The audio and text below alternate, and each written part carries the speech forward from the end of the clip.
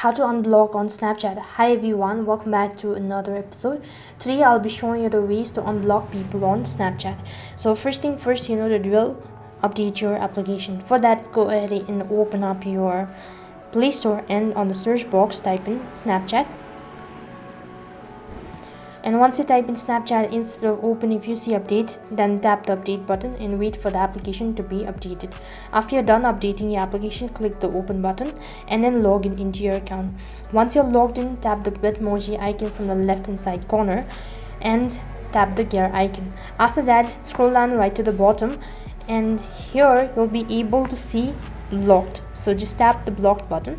After you tap the blocked button, here you'll be able to see all of the contact or the accounts that you've blocked on Snapchat.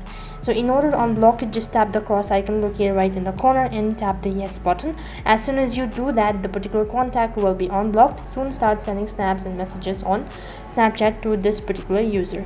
So in this way you can unblock people on Snapchat. That is all for this video. I hope the video was helpful. Make sure to like, share and subscribe to our channel.